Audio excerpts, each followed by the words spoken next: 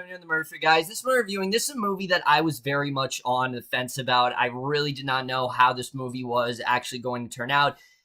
But it is from a franchise that I, for the most part, really do enjoy. So I was, like I said, holding out hope, and now I've finally seen it, and that is none other than Pitch Perfect 3. And what Pitch Perfect 3 is essentially about is we center on the Bellas, but they're no longer in college. As we know, the second one, most of them have now graduated, and they're working in the real world, and they're working these jobs that are very much dead end. They're not really doing too well for them. And when they get note that Emily has invited them to this sort of reunion concert, they show up, think they're going to perform. They realize they're not going to. And in reality, Emily was just there to reunite with them and maybe get to talk to them again and just have some fun. But you can tell they're all very much, they really are all missing the performances and, just being able to be together. So they decide that they're going to do one final performance for an overseas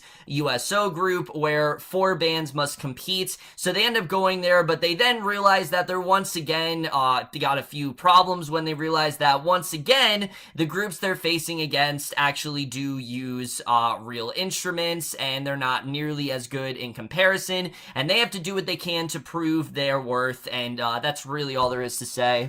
So Pitch Perfect 3 in general, like I said, I was very on the fence about this movie. Not because the fact that I wasn't down to seeing these characters again, because I do. I mean, I will admit, I love the first 2 Pitch Perfect movies. I know there are people who aren't fans of them, and trust me, I do understand it.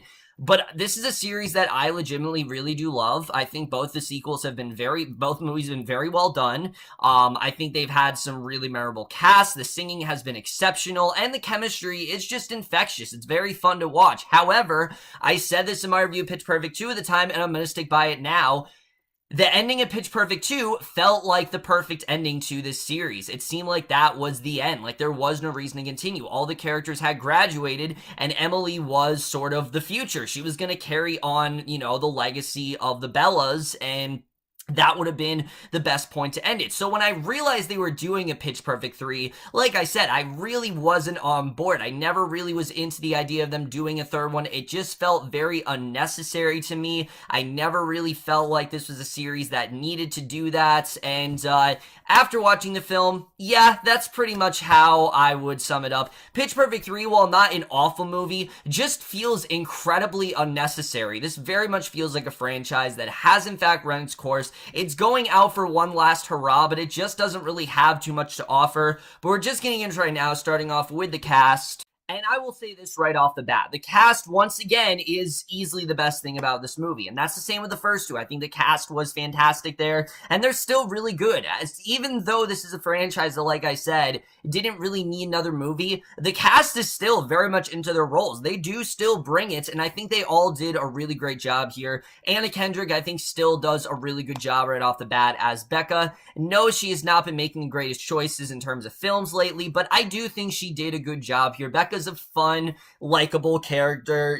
She does still have her own stuff going on here. In the beginning of the film, she's like running her own production. She's now a producer, and I really did love where they took her in the film. I thought she definitely did do a really good job here. A lot of people have said she feels like she's going through the motions, and I really didn't feel that. I felt very much like she was still into the role. She definitely does still care about it overall, and I thought she overall did do a good job here. Anna Kendrick is definitely, I think, really become a star from this franchise. Like, I think Pitch Perfect, that was one of the first movies where it's like, holy shit, Anna Kendrick is fantastic. And ever since then, I think that's sort of potential has really carried over into other films. She's really proven her worth, and at this point, I do think she's moved on to bigger and better things. She still is really good in this role, but you can tell that this definitely was, a character that has in fact run its course, and I do think she overall did do a good job here, that being said. And Rebel Wilson, once again, I know a lot of people are not a huge fan of this character, but I overall have really enjoyed her. She's someone who, from the beginning, has very much embraced the fact that she likes to be called Fat Amy. That That is who she is, and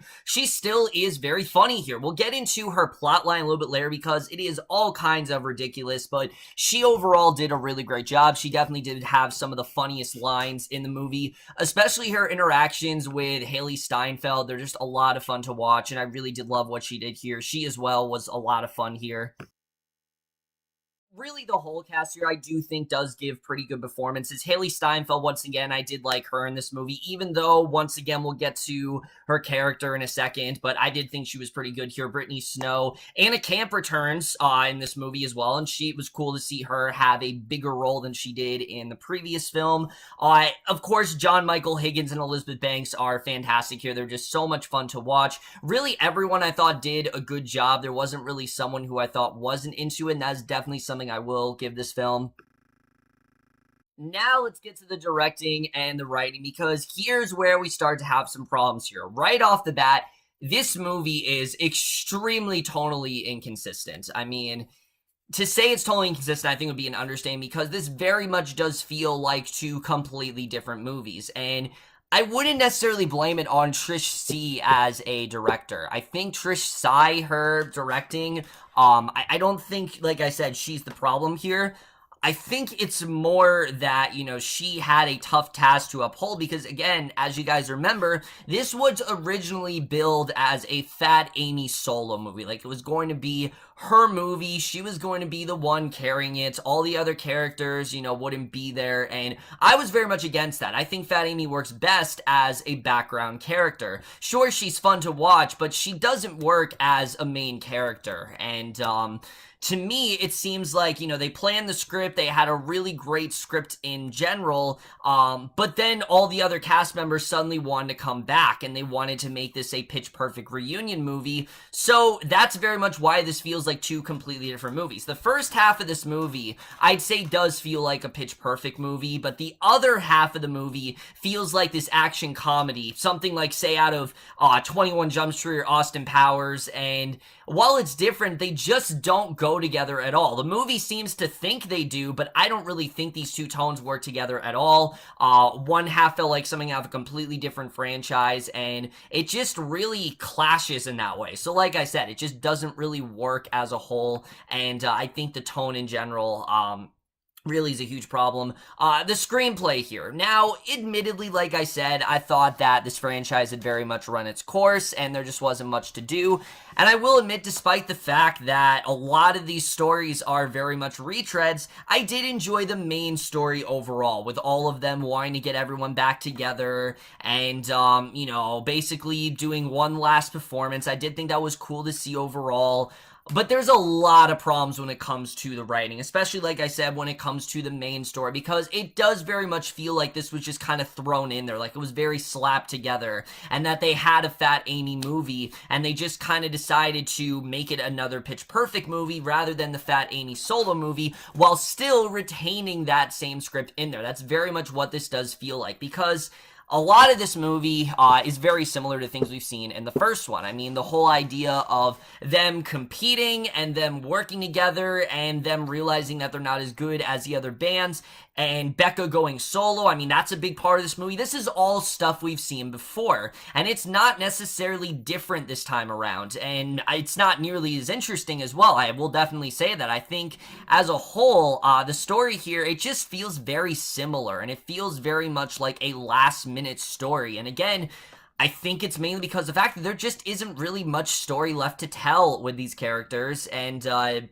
you very much do get that sense here. And especially when it comes to, like I said, the main story, there just isn't really much going on there. The other half of this movie, though, is ridiculous. It really is. It involves Fat Amy, and she's in, like, this sort of espionage sort of storyline, and it involves, John Lithgow, and where this story goes is completely out of place. I mean, it's so out of place where it feels completely disconnected from the rest of the movie. Now, they try to connect it, and the way they do it is really haphazard, and it just feels like such an afterthought.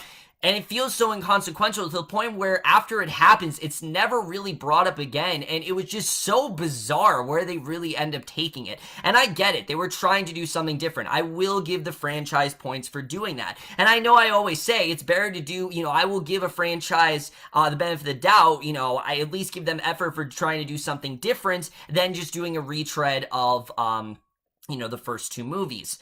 However, a franchise like this, there are just certain things that you want to have in here. There are certain things that don't really go in this franchise, and turning the series into an action comedy just doesn't really work here. And I don't really know why they kept this in. I mean, to me, again, it just seems like they had this great script for a Fat Amy movie and they didn't want to get rid of it, and that's why they kind of threw it in here. But again, it feels very half-assed because they don't fully commit to it. It's just kind of not brought up again after that, and it, like I said, just does not work overall. So in general, I was really not a huge fan of that plot line. I can't say I hated it because I do think it's interesting, and something that I think was interesting to, was definitely weird to watch for sure, but it just does not work in this movie, unfortunately. Also, another big problem I have with the movie, like I said, there are so many things in here because of how much focus Fat Amy's plot really does get.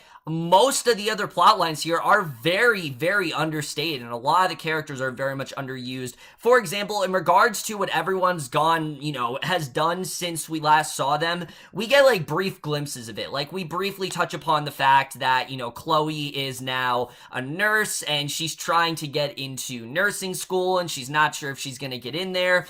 We touch upon the fact that Emily, unfortunately, is no longer writing songs, and they have to remind her why she was so great at it. We touch upon just a few things like that, but other than that, there isn't really much context given, or that Stacy's pregnant. That's a little thing that's kind of thrown in there. There just isn't really much more given in this film when it comes to the characters, and it does definitely feel very unnecessary in that way. Hailee Steinfeld especially is extremely underused. I really liked how well they built up her character, but again, she feels like a character that was there to carry on the legacy as a way to close out the franchise, show the Bellas are always going to be popular.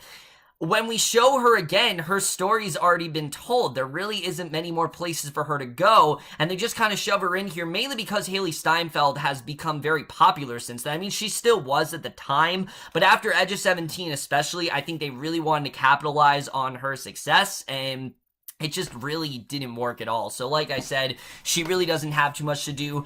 And the other big thing about this movie is the other bands here that they're competing against really have nothing to do other than a few side glances and a few songs here and there. We don't get any development between them. We don't get the reasoning why they are not a fan of the Bellas. We don't really get any sense of that whatsoever. And they're just not much of a threat. They feel, like I said, very inconsequential. And it's similar to the Fat Amy stuff as well. This also feels very inconsequential, and it's just doesn't really work overall. Also, the film does bring back Elizabeth Banks and John Michael Higgins, and their whole plotline as well doesn't really make a lot of sense. They're basically doing this documentary where they're filming the Bellas, and it doesn't make sense because of the fact that even though, yes, they were announcers for the Barden Bellas overall, why all of a sudden are they so obsessed with them? Why do they want to go out of their way to make a documentary and follow them around and literally go all the way to Europe just to film them? I mean, it didn't make a lot of sense. It felt like they were only here because they needed to be. And look, I enjoy their presence overall. They're fun to watch. They definitely do have some fun lines, but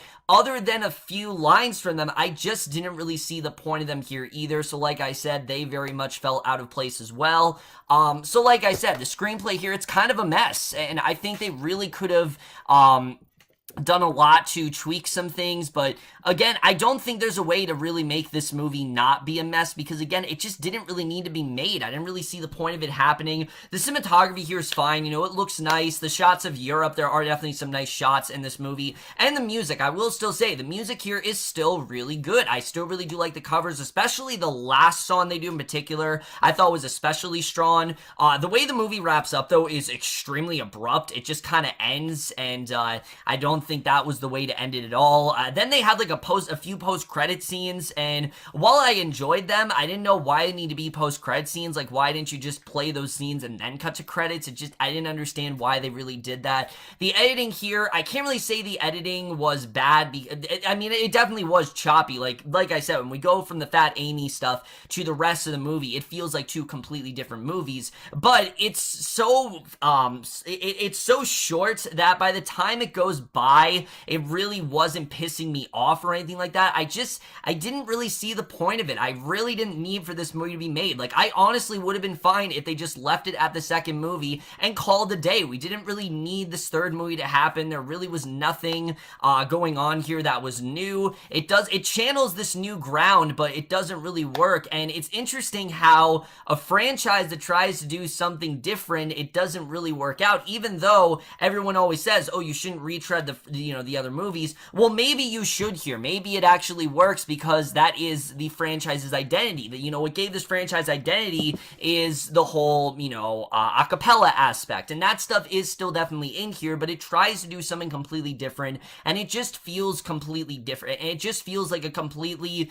different franchise altogether. And like I said, it just doesn't work overall. So in general, I very much felt this was a huge mixed bag in every way possible. It really didn't need to be made. The cast is great here. The music is still very entertaining, and there definitely are scenes where I laughed. I'm not gonna lie, I was laughing quite a lot throughout this movie, but that's again because the charisma of the actors. They do all have very good chemistry, and they're a lot of fun to watch overall. But just in general, I really did not feel the point of this movie. It's not a good ending to the series overall. It doesn't even feel like the last movie until I'd say the last several minutes of it. Then it starts to feel like the last movie, and I get it that this was just a franchise that maybe these actresses did one more time because they're such good friends. I mean, hell, the end of the movie, we literally cut to a montage of all this behind the scenes footage, and if that doesn't say that we basically just did this for fun, I don't know what does. I mean, this very much feels that. It feels harmless in that way, and I definitely won't hit the movie too hard for that, but just in general, I do think we could have easily just gone by without this movie, and I would have been completely fine with that.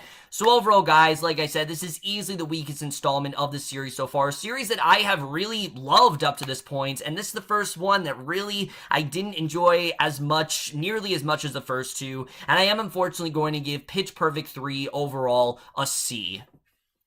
Like I said, guys, if you're a fan of the first two, that's completely fine. I'm a huge fan as well, but this movie really did not need to be made. If you really like the first two, you honestly don't need to see this one. There isn't really much going on there, and when it goes by, it's very forgettable. It's nothing that I honestly would recommend. It retains a lot of the elements of the first two, but at the same time, it's trying to be something different, and it just doesn't work overall. But that's really it for my review of Pitch Perfect 3. Let me know what you guys thought of this movie overall. You have seen, loved your thoughts, and I'm hearing a lot of mixed things. Some people really like it, some people really hate it, and trust me, all of that, whatever your comments are completely justified. Like, I completely understand if someone likes it, I completely understand if someone hates it, I totally get that, but that's it for my review. Hope you guys enjoy. I'll see you guys in my next video, and we'll see you guys for that. Okay, bye.